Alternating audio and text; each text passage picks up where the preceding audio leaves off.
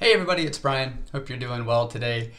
Just wanted to take a second to follow up on a comment that I put into Facebook earlier as we were posting some trades this morning on the eminis, on the S&P eminis. So I thought I'd follow it up and pop over here, show you my screen, do a little bit of training to give some additional information on my comment about the additional entries that you could have had over there. So let's pop over here, and I think if I click this, you should be seeing my screen. So I put this screenshot into Facebook a few minutes ago, and what I was getting at here is obviously I traded this morning. We posted a trade in where I had a loss, which was from this green candle right here. It came up and it retested this area, the 29.91, 29.92 area.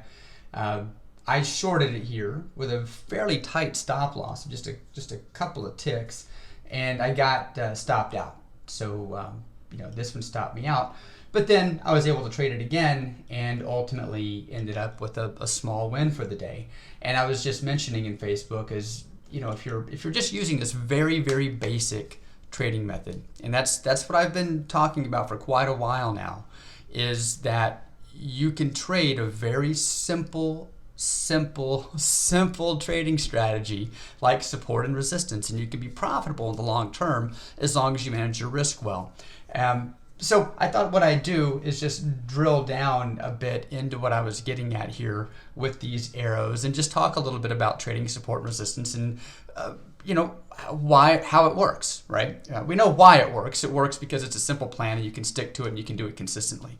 But let's dive into what I meant by these arrows over here. So I said that after I took this short, that if you were trading that, you had two more opportunities to short it here. So let's pop over to this chart and just have a look at what was going on for the day, and let's see if we can make this a bit bigger and just focus on, let's just focus on what's been happening today. So what has been happening today? Well, again, we have an area which was drawn based on a 4-hour candle, 4-hour chart.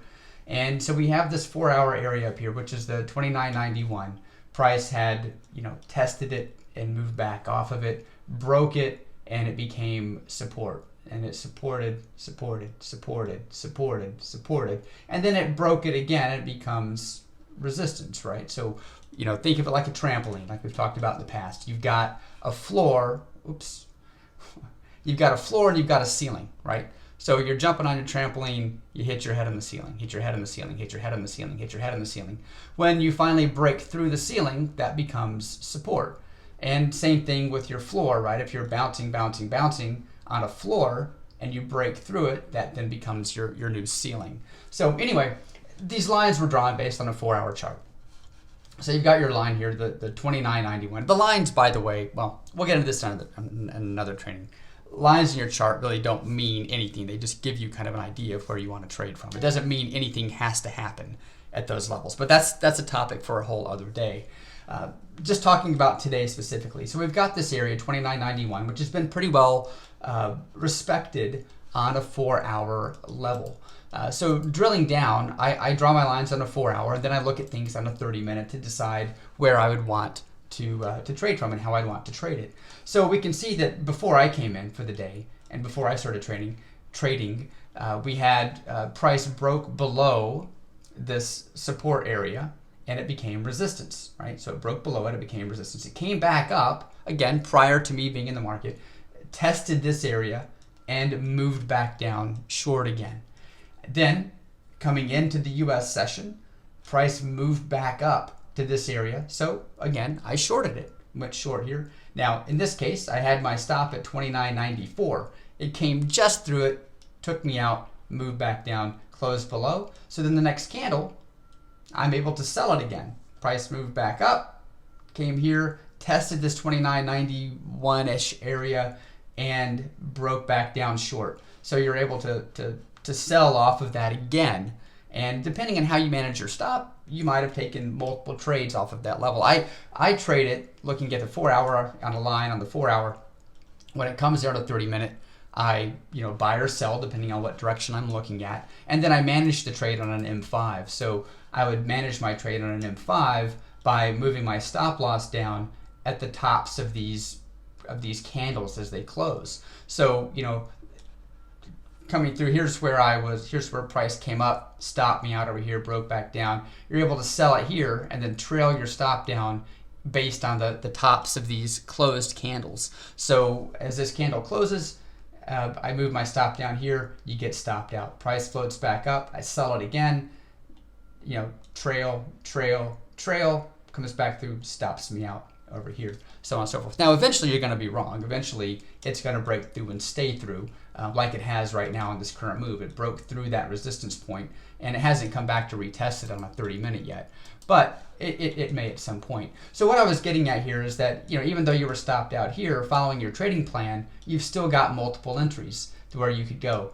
Why would I enter short again here instead of going long? Well, again, what I look for is, did it break it and did it close above it or below it? So you've got a key level in this 29.91 area where price came, it broke above it, but it didn't close. It didn't close above it, it closed below it. Now again, the line is arbitrary. The line is a level that, you know, is going to be slightly different depending on who draws it, right? You know, I draw it just based on where the tops of these, you know, previous areas have been, where it's seen support or resistance, where price has struggled. It is subjective. The line is subjective. The line doesn't mean anything specific is going to happen, and the line isn't an exact science. It's really kind of an area when you really come right down to it. But ultimately, I set that line. Once the line is set, that's where I'm trading from. I'm going to trade, you know, if price closes above it, then we've broken that level, closed above it, and now I'd want to look for longs off of that area. If price, you know, breaks through it and doesn't close above it, then I'd be looking for shorts off of that area. It's just that simple. And we talk about that in the Trading 101 videos that are out there in the members area for MakeMoneyFromYourLaptop.com. But ultimately, you know, we see this price came to it, couldn't close above it, so on the next candle, we're able to sell it.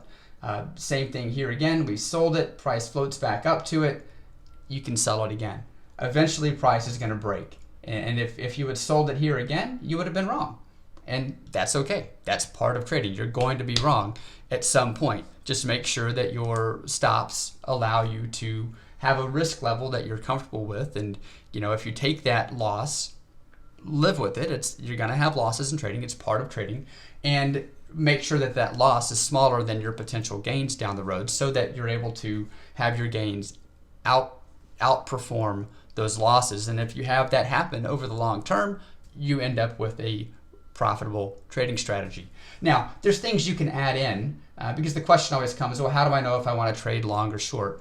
You know, there's additional filters that you could put in on this. You know, you could say, well, you know, maybe I'm only looking at short trades, or maybe I'm only looking at long trades. And you could make that decision by adding a line study to this and just saying, hey, you know, if I add, you know, a moving average or something here, maybe if I'm below the moving average, I only want to look for short trades. So even if it breaks above it, I'm not going to go long. I'm only going to trade short because I'm below the moving average. So what you could do is you could put a study on here, just a simple moving average. Oops, just a simple moving average. So you could add a line study, and this exists on every trading platform out there.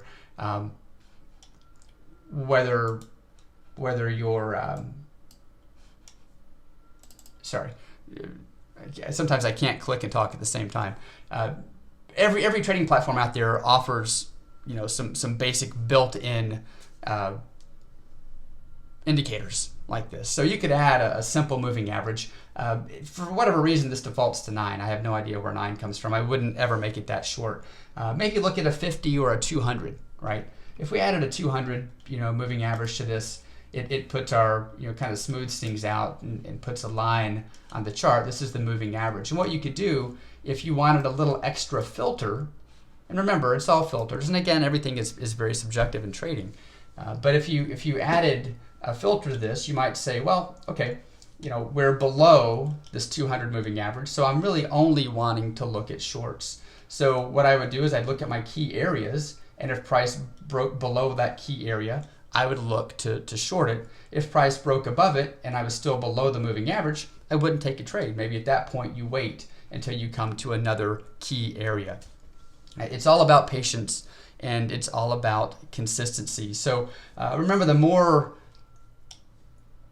indicators that you add to your trading platform, the more complicated your trading strategy gets, because now you're adding additional inputs, you're adding additional filters. With every additional filter, you create some level of conflict between what you could be trading and what's actually happening right now. But it's a great way to do it. You know, it's a great thing to say, I only want to trade with the trend. So you determine what time period your trend is going to be, and then you set it. So, you know, if you want to use this moving average, you say, okay, you know, this is a 200, maybe you want to change it to a 50, whatever it ends up being, set it and stick with it.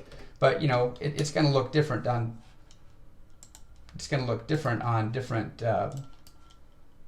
time periods, and on different there you go, on different studies that you look at. But anyway, you could add these additional filters in there and say, well, I'm only going to trade with the intraday trend, let's say.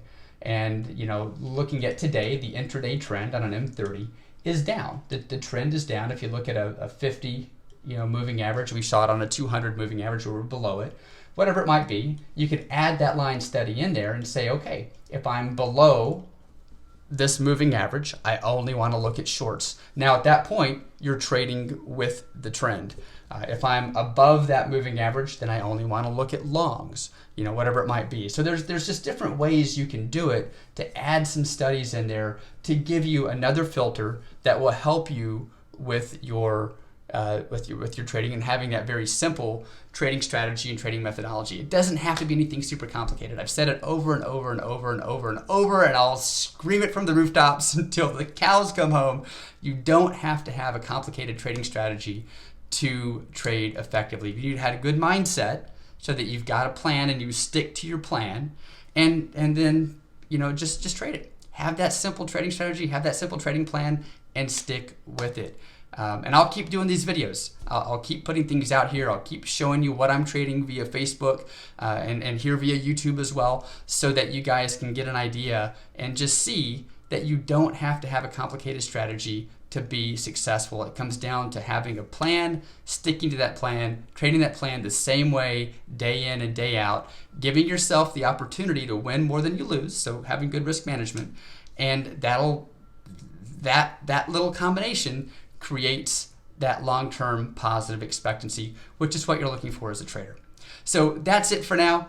I will talk to you soon. I think I've gone a little bit longer than I wanted to go, but I wanted to get this stuff out here just so that you guys can get an idea of what we're doing, why we're doing it, and I'll keep doing more videos to help you become a successful trader. All right, that's it for now. Have a great day.